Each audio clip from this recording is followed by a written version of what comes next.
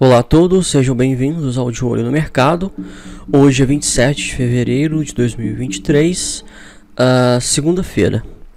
Então sejam bem-vindos aos nossos estudos gráficos, onde vamos dar continuidade aos estudos de triple screen, de alguns ativos, pelo menos os ativos da Bolsa de Valores brasileira. O vídeo que eu fiz ontem foi uma aula sobre triple screen, então eu não vou repetir o conteúdo aqui, não vou repetir a aula. Eu ensinei a identificar padrões gráficos nos 3 prazos gráficos, mostrei algumas janelas aqui onde ocorreram padrões, onde ocorreram setups simultaneamente nos 3 prazos gráficos, o de 1 hora, o diário e o semanal, tá? E, portanto, eu sugiro que assista a aula de ontem. Este triângulo no gráfico de 1 hora do mini índice foi traçado ontem, é uma figura gráfica e um padrão de continuidade, tá, da tendência de baixa. Daí os mais céticos diriam: mas o pregão de hoje foi uma lateralização. Sim, uma lateralização no pregão de hoje, porque os preços eles se afastam da média e se lateralizam até ela, tá? Se afastam e se lateralizam. Agora, esta lateralização também não é uma certeza de que os preços vão retomar queda. Nós sempre esperamos um padrão de confirmação, tá? Esse é um padrão de continuidade, ele diz que as probabilidades maiores são de que os preços vão continuar em queda. Ok. Agora, quando os preços eles entram em lateralização, a gente sempre vai buscar delimitar essa lateralização e esperar com que os preços rompam abaixo dela, porque como você pode ver, nós temos aqui um pivô de baixa, que ainda não foi confirmado, tá? Então, se romper abaixo da mínima na região de 106.660 pontos, aí vai confirmar esse pivô de baixa, tá? A gente trabalha assim.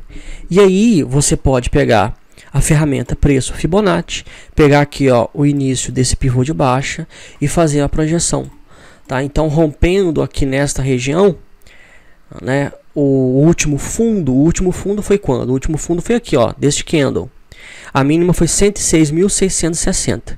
Então, rompendo 106.660, tem potencial de queda até 105.699, tá? Então, a gente trabalha isso com dessa sistemática, desse modo, sabe, fazendo projeções, fazendo estudos, esperando um padrão de continuidade, um padrão de confirmação, tá? Então, e por aí vai, nós já sabemos, já ontem eu já delimitei aqui, esses fundos no gráfico diário, que são esses aqui, do gráfico semanal. Tem que tomar muito cuidado, porque são regiões onde que o preço caiu forte, segurou e voltou a subir, ou seja, o mercado entendeu que aqui mais ou menos na região de a mínima 103.475 pontos. Então, na região de 103.000 pontos, o mercado está entendendo que o índice está barato. Aconteceu isso na virada de dezembro para janeiro de 2023. Aconteceu isso lá em junho para agosto de 2022. Foram os 2 momentos que aconteceram isso. E o preço não conseguiu romper desde o ano passado. Aliás, desde o ano passado não. Desde 2020, os preços não caíram abaixo de 103.000 pontos. Tá? Então, é um suporte muito forte, muito importante. Como assim? É uma região em que o mercado, dado a situação econômica e macroeconômica e microeconômica, do Brasil, macroeconômica do mundo, etc, seja abertura da China, nível de juros nos Estados Unidos, o nível de juros no Brasil, nível de endividamento das empresas, o nível de caixa das empresas, o balanço também dos bancos, sabe, as reformas, né, reforma tributária, reforma administrativa, como que está andando esses projetos de lei no Congresso Nacional, que impacta diretamente a economia, sabe, quais são as medidas econômicas que o governo está adotando, vai adotar, né, igual, por exemplo, agora vai ter um aumento aí dos combustíveis, e isso vai dar um fôlego, não vai dar fôlego, né, o consumo, isso vai afetar o consumo de combustíveis, o Brasil vai precisar de importar mais ou não. Então, esses fatores, tá? Eu pincelei aqui alguns fatores, né, que os grandes gestores, os investidores profissionais monitoram, tá? Os investidores profissionais, muitos deles, muitos fundos, eles têm assinatura de plataformas da Bloomberg, né, que custam mais de 20 mil reais, tá? Só para você ter acesso à plataforma da Bloomberg. E aí eles têm dados em tempo real, sim, de uma série de fatores, de informações, né, sobre vários fatores no mundo, tá? E nós aqui olhamos gráficos dos ativos, né, e os gráficos eles são a representação visual das negociações. Então dá para a gente conseguir te retirar muita informação, tá? Entender realmente como que o mercado está reagindo, o que está pensando, né? Sobre, olha só, né, vendo aqui, ó, essa informação que eu consegui extrair do mini índice, do gráfico semanal, mostrando que desde 2020 os preços não estavam abaixo de 103 mil pontos, é uma informação importante, tá? Porque aqui é uma fronteira importante. Se os preços romperem 103 mil pontos, né, o potencial de fundo é lá nos 80 mil pontos, tá? Então, por quê? Aí você fala assim, mas baseado em quê? Baseado em achismo, baseado em quê? Olha, regiões de suporte são regiões abaixo do preço, são barreiras abaixo do preço, são regiões onde o preço caiu e parou de cair. Isso pode se dar tanto numa média móvel importante, que é um suporte dinâmico, quanto numa região fixa, igual por exemplo aqui, ó. Aqui é um suporte fixo. Simplesmente uma região onde que o mercado, né, devido à dinâmica das negociações, o mercado estabeleceu que é uma região barata, entrou um volume comprador tão grande que reverteu essa queda, não apenas uma vez, mas duas vezes, e agora os preços estão próximos a atingir essa região. Então nós não sabemos ainda, enquanto os preços não atingem essa região, e aí não há uma reversão, uma continuidade dessa tendência de baixa, ou, né, uma dificuldade desse rompimento, nós não temos certeza como que o mercado está enxergando, porque o cenário econômico ele muda também, né, ele muda de tempos em tempos. Então, por exemplo, né, essa semana deu um ano que já tem a guerra na Ucrânia, né? Então teve gente que falou que isso ia durar um mês, nem um mês, né? Já durou um ano e o negócio só está piorando, né? Como assim está piorando? Continua os conflitos, muita gente ainda continua morrendo, né? Porque parece que o tema ele meio que esfriou na mídia, né? Mas ainda está acontecendo a guerra, né? O Vladimir Putin, a Rússia, ela saiu de um acordo internacional disso que limitava, né, pelo menos voluntariamente os países, eles se limitavam a criar armas nucleares. Então a Rússia ela está meio que ensaiando, ela está saindo fora de todas essas leis, esses acordos e tratados, tá? E eles estão fazendo de tudo, né, para poder se munir de armas nucleares, né? Os Estados Unidos ameaçou essa semana a China, porque a China sinalizou apoio aos Estados Unidos. Então os Estados Unidos não, a Rússia, né? A China sinalizou apoio à Rússia, porque parece que essa semana o Xi Jinping, presidente da China, vai na Rússia encontrar com Vladimir Putin, e parece que está tendo um acordo, ou pelo menos uma manifestação de vontade da China fornecer drones militares para a Rússia. E se isso acontecer, os Estados Unidos já falou que vai ter uma retaliação. Então, assim, os nervos geopolíticos, meus amigos, estão à flor da pele, tá? Estão à flor da pele. E guerra no mundo, guerra é o evento que tem o maior potencial de gerar uma crise financeira global, tá? Durante a Primeira Guerra Mundial, a economia no mundo despencou, né? Derreteu. Na segunda, perdão, na Segunda Guerra Mundial, idem, deixou o mundo, a economia mundial em frangalhos, né?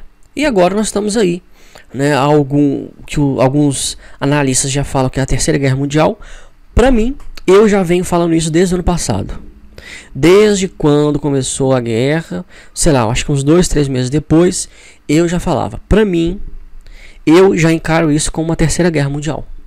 Não foi declarada a Terceira Guerra Mundial porque os Estados Unidos não entrou, a China oficialmente também não entrou, tem alguns países menores ali apoiando, a Rússia, outros apoiando a Ucrânia, aquela coisa toda, os Estados Unidos apoiando a Ucrânia, mas né, se a China se voltar a apoiar realmente oficialmente a Rússia, os Estados Unidos vai retalhar a China vai entrar em guerra com os Estados Unidos, e aí oficialmente vai ser declarada a Terceira Guerra Mundial. Porém, na minha opinião, a situação já tem essa natureza, tá? Para mim não. A China, porque é o seguinte, a China ela disputa com os Estados Unidos o primeiro lugar na economia mundial, tá? Quem já estudou macroeconomia sabe o que eu tô falando. A China disputa a ferro e fogo, meus amigos. Disputa a ponto da China ela desvalorizar a própria moeda, ela fazer manobras econômicas e etc. para ela poder se manter. Manobras econômicas, manobras contábeis. Ninguém acredita nos balanços da China, sabe? Nos dados do governo, da economia, os balanços das empresas. Pouquíssimas pessoas, os investidores mais profissionais não acreditam. Por quê? Porque o governo estabelece o que ele quer. É o que ele quer, ó. É assim lá, não é uma crítica, é uma constatação. É assim que funciona a China. Então, acredita-se que o balanço do Banco Central chinês é um balanço inflado, né? Muita informação lá é errada, só para poder inflar economicamente o país, mostrar que o país é forte, aquela coisa toda, porque a China quer ser o país mais rico do mundo, tá? Então, assim, numa situação como essa, já a cada 50, 60 anos, né, tem um conflito geopolítico nessa dimensão. Para mim, isso, aos olhos da China, pode ser visto como uma oportunidade, tá? Com uma oportunidade, porque a China já vem se preparando, né, economicamente, militarmente, etc., há muitos e muitos anos, tá? Então, essa é a minha análise. O dólar ele andou de lado também no pregão de hoje. O mais importante é que no gráfico diário ele ainda se mantém acima da média de 20 períodos, tá? No gráfico semanal ele se mantém abaixo da média de 20 períodos. Falei que a média de 20 é uma resistência muito importante que precisa ser monitorada. Vale andou de lado, bateu na média de 20 do gráfico de 1 hora e fez um doji baixista. Tá? Esse aqui é um doji baixista. O pavinho na parte superior é maior do que na parte inferior.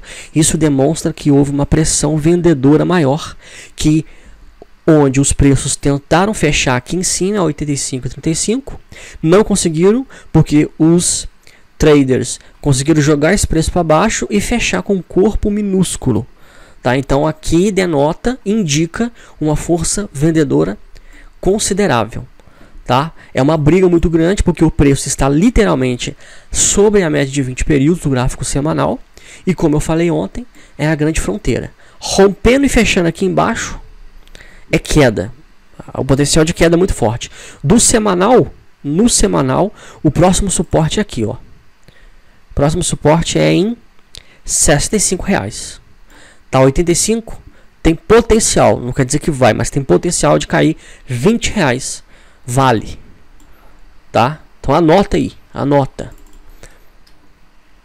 Petrobras está numa oscilação muito grande.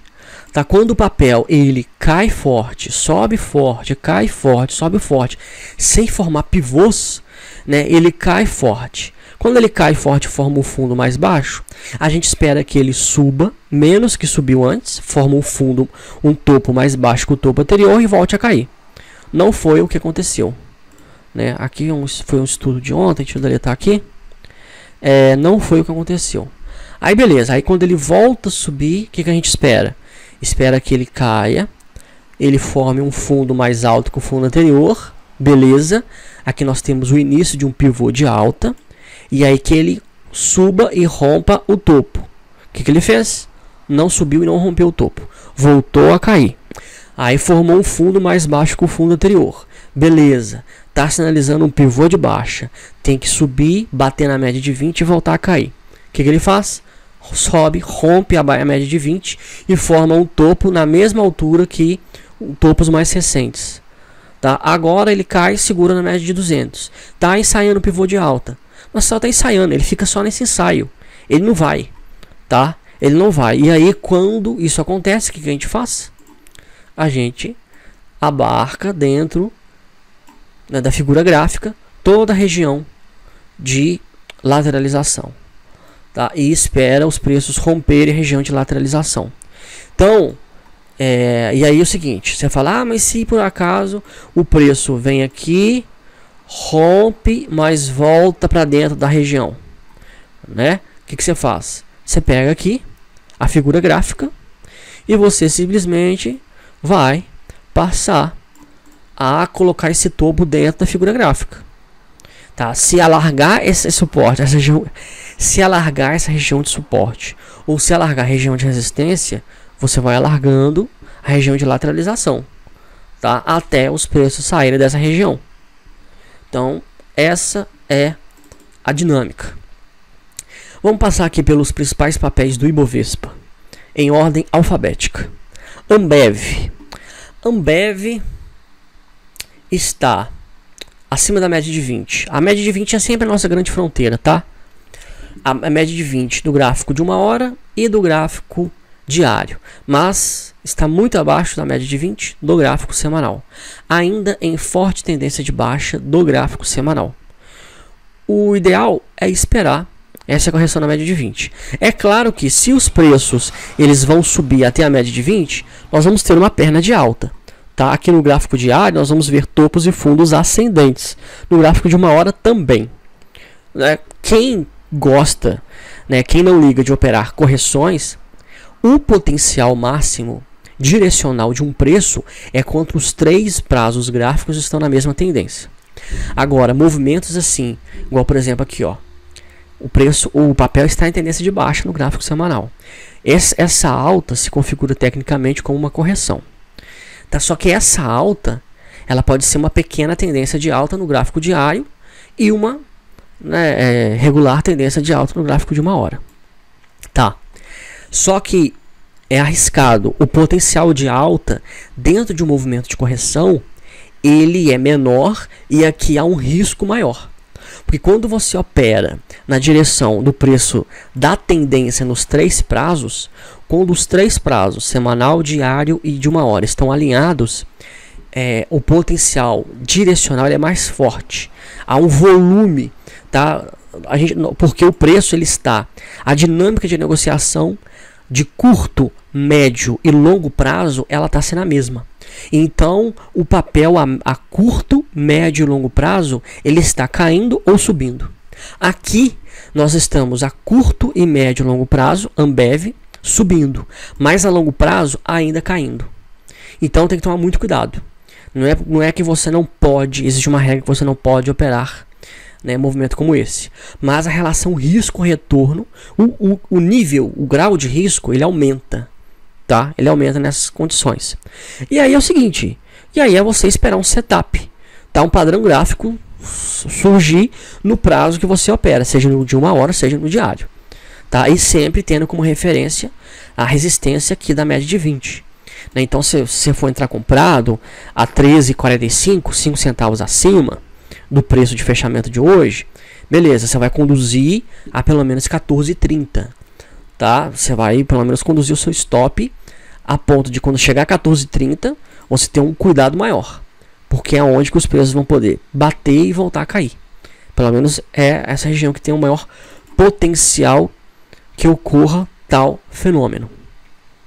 Aqui no gráfico B3 e SA3. B3 e SA3 está em tendência de baixa no gráfico semanal, no gráfico diário. Agora no gráfico de 1 hora, rompeu acima da média de 20 períodos. Ó, estava abaixo da média já há um bom tempo, vários dias. Rompeu acima da média. Aí, o que isso sinaliza? Sinaliza um movimento de correção no prazo maior. Então, do gráfico de 1 hora, a gente vai para o gráfico diário. No gráfico diário, os preços eles estão fazendo correção na média de 8. Ele está em super tendência de baixa há bastante tempo. Então você vai esperar para ver se os preços vão bater na média de 8 e voltar a cair, ou se vai romper. Quando rompe a média de 8, tem potencial para ir até a média de 20.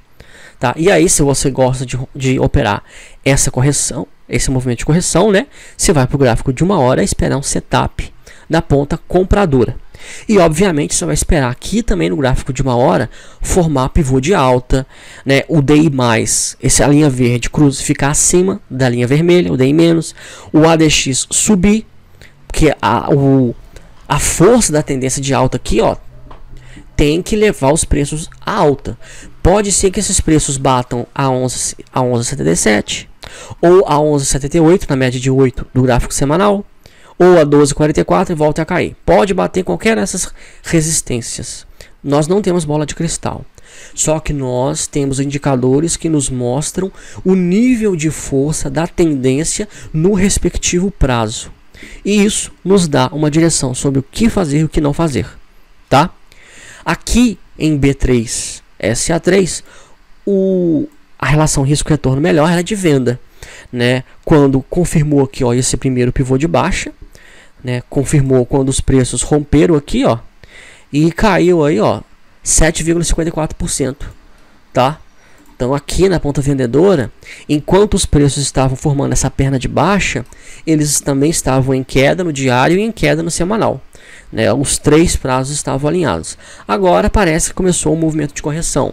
Por quê? Porque o mercado começa a entender que o papel já está barato, e aí alguns grandes players começam a comprar aos poucos. BBAS3, né? BBAS3, Banco do Brasil. Vamos tirar aqui os estudos. BBAS3 está segurando na média de 20 períodos do gráfico diário, tá? Tem que tomar muito cuidado. Ele está segurando na média de 20 períodos. Se romper, tem potencial na média de cair até a média de 8. Se rompe a média de 8 do semanal, tem potencial para ir na média de 20. É assim. Nós pegamos as médias móveis como referências, tá? Então aqui, ó, no gráfico de 1 hora, ele já está afastado da média de 20 há um bom tempo. Agora os preços vão se lateralizar até a média, e se for o caso de romper essa média de 20, vai romper a média de 20, romper a média de 200 do gráfico de 1 hora, a de 20 do gráfico diário, e nós vamos ter a confirmação desse grande pivôzão de baixa que está sendo formado em Banco do Brasil, tá? Bradesco está em queda, né? E Bradesco está em tendência de baixa em todos os prazos. Todos os prazos, Bradesco está em tendência de baixa. Ele está abaixo da média de 20 em todos os prazos.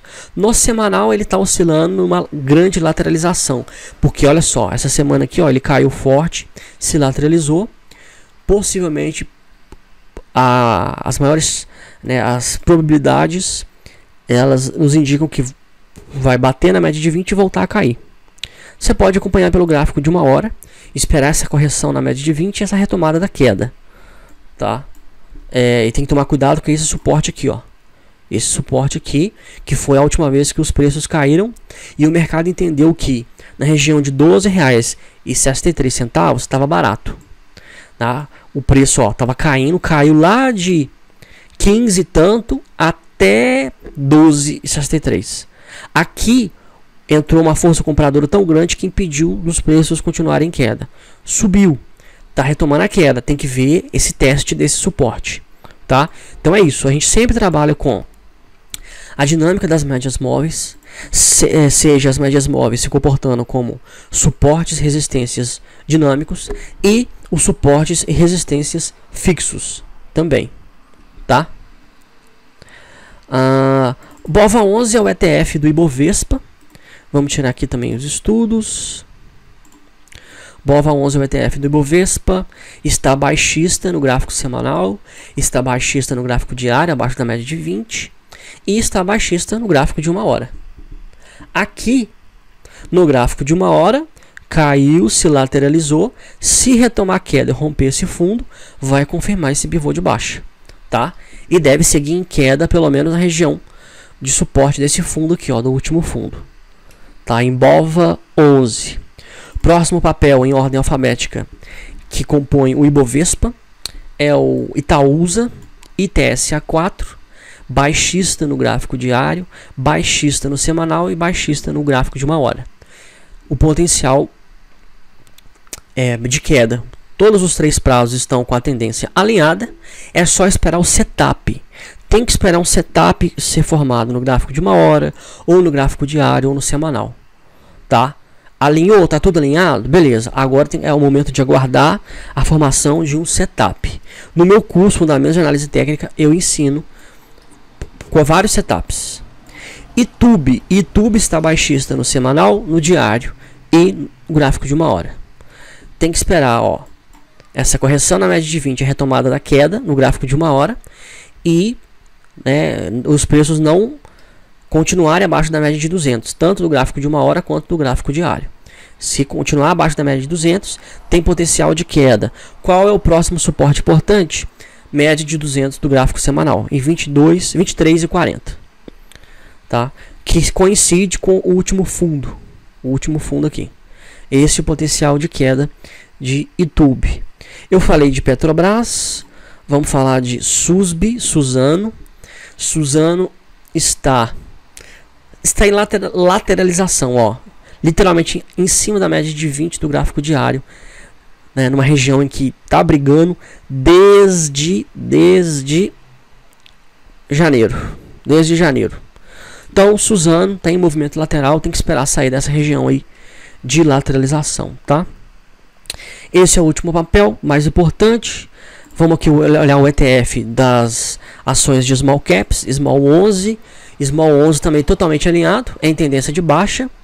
Se romper esse fundo aqui, vai acionar um setup Power Breakout de venda no gráfico de 1 hora. Tá? Esse aí é o contexto. Vamos pro mercado internacional. SP500 caiu, corrigiu até a média de 20 do gráfico semanal, tá brigando. Tá brigando na média de 20 e na média de 200 do gráfico diário. Tem que esperar, né? Porque se segura, a média de 20 cai e rompe aqui, ele vai confirmar esse pivô de baixa do gráfico diário e vai se tornar baixista no gráfico semanal.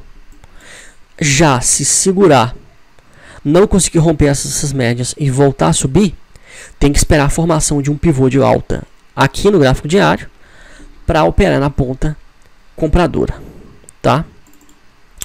O ouro também, ó, o ouro tá acima da média de 20, mesmíssima leitura, idêntica. O que eu falei para SP500 serve para o ouro. Petróleo está numa lateralização absurda, desde o ano passado. Desde o ano passado ele está num range aqui, ó, que vai de 80 e poucos dólares até 70 dólares o barril. Tá? Então está numa lateralização muito grande, numa incerteza muito grande. Não tem o que fazer, não tem o que pensar. O minério, ele tá com baixa liquidez, tá? Até no gráfico diário, o minério está tendo uma liquidez assim relativamente baixa. E ele tá andando de lado, ele tá segurando candles muito pequenos. O minério tá muito feio o minério. O gráfico do minério não tá legal. É muita volatilidade. Aqui, ó, abrem gap. Aí olha só o tamanho desses candles. Candles grandes é volatilidade, sabe? E aí tem candle aqui, ó, que é só um risco. E aí isso daqui, ó, mostra baixa liquidez. Não teve liquidez aqui, ó. Nesses dias aqui, sexta-feira, 23, 21 de fevereiro, não teve liquidez, tá muito feio. Minério de ferro, tá legal não vamos nos debruçar sobre ele não. O euro-dólar. Euro-dólar está idêntico ao ouro e está idêntico ao SP500. Não sei o que está acontecendo para ter essa paridade aí. Tá tendo essa correlação aí, ó, do euro-dólar com o ouro e com o SP500. Tá, olha só, o euro-dólar também está segurando na média de 20. Tem que esperar. Tem que esperar para ver se vai romper ou não. Não tem como a gente saber. Tá? Porque aqui, ó, só para deixar bem claro, olha só. Se cair, deixa eu ver se aqui tem desenho. Deixa eu ver aqui, peraí. Pincel, será que é isso? Deixa eu ver aqui. Se for o caso dele cair, o movimento é esse, ó. Ou sobe até a média e volta a cair, ou ele anda de lado e volta a cair, tá? E aí quando ele confirmar esse pivô, aqui nessa região aqui, ó, ele confirma o pivô com stop loss aqui em cima, né? E projeta essa relação risco-retorno para baixo, tá? Então, essa é a dinâmica. Agora, se ele subir, se ele segurar aqui e subir, a gente tem que esperar esses preços. Tem que esperar esses preços aqui, ó, reverterem, tá? E formar um pivô de alta. Aí, nesse caso, a média, por exemplo, de 20, ela vai dar uma queda e vai virar para cima, acompanhando os preços. Tá? Então, se for o caso de alta, vai ser essa configuração. Então, essas são as duas possibilidades de configuração. Euro-dólar, ouro e SP500. Dólar-iene. O dólar-iene subiu forte. Está batendo na média de 20. Aqui está o contrário. Você pega aqui, ó, o euro-dólar. Ele está caindo, segurando na média de 20 no gráfico semanal. O dólar-iene está subindo e segurando na média de 20. Então temos que esperar para ver se vai ter reversão mesmo. Tá? Porque a média de 200 do gráfico diário também tem que ser rompida. E aqui, se for o caso, o que vai acontecer? Subir, fazer um pullback na média de 20 e voltar a subir. Essa é a configuração. GBP-USD está no movimento lateral no gráfico diário, também acima da média de 20. Tá? Se cair abaixo da média de 200 do gráfico diário, vai acionar um Power Breakout de venda. Setup Power Breakout de venda. Então fica de olho. Se não romper, voltar a subir, tem que esperar o pivô de alta no gráfico diário, assim como eu expliquei no papel anterior. O dólar americano e o dólar canadense, ele tá feio, tá? Não tá legal. Tem aqui, ó, um topo anterior, tá na mesma região, então não tá bacana de se operar. O USD-CHF está igual o USD-JPY, o dólar-iene subiu, está segurando as médias aqui, tem que ver se vai subir ou se vai retomar a queda. Se retomar a queda e romper esse fundo aqui, vai confirmar esse pivôzão de baixa. A USD também está no limiar também aí, ó, da tendência de alta para a tendência de baixa. Temos que esperar para ver se vai confirmar esse pivô de baixa que está começando a se formar ou não. E por fim, o último major, o último par de moeda mais importante é o NZD-USD, dólar neozelandês e dólar americano, que também está na fronteira. Tá? Todos os pares de moedas, os principais pares de moedas estão aí na fronteira e temos que ver. Aí é o seguinte, você pode ver que tem uma certa correlação inversa, né? Então assim, euro-dólar, se retomar alta, dólar-iene cai, tá? E por aí vai. Basta você fazer o comparativo aí, ó, desses pares de moeda, que você vai conseguir ver essa relação. E por fim, o Bitcoin, né? Vamos lá, o Bitcoin ainda está segurando, ó. Bitcoin subiu muito forte, né? No semanal ainda está segurando acima da média de 8. Pode ser que ainda continue andando de lado aqui, ó, até que a média de 20 forme esse movimento aqui, ó. Tá, ele continua andando de lado e a média de 20 vai fazer esse movimento de inclinação igual a média de 8. Para aí sim entrar um volume comprador e romper de fato a média de 200. Mas quem opera, fique de olho. Se romper a média de 200 do gráfico semanal do Bitcoin, vai confirmar esse pivô de alta. E tem potencial grande de ir no 28 mil dólares. Tá? Esse estudo eu já fiz, ó, tempos atrás. Tá, o Bitcoin está aí, ó, segurando, mas tem esse potencial aí enorme de alta depois que fizer essa lateralização, ok? Grafistas.com.br, nosso site, né? Você tem acesso aí, ó, aos nossos cursos, revistas, etc e tal. Faça já a sua assinatura, ok? Então vou ficando por aqui, né? Hoje é segunda-feira, possivelmente eu vou conseguir fazer os próximos estudos somente na sexta-feira. Eu vou ver se eu consigo fazer na sexta, tá? Possivelmente esses próximos 3 dias eu não vou conseguir fazer, porque eu vou estar, né, se Deus quiser, viajando. Então não vou conseguir fazer, mas vamos ver se na sexta ou pelo menos aí no final de semana a gente faz mais um estudo. Mas até lá, né, nos nossos canais aí, a gente vai publicando aí mais estudos, ok? Então vou ficando por aqui. Qualquer dúvida estou à disposição. Um abraço a todos e até o próximo vídeo.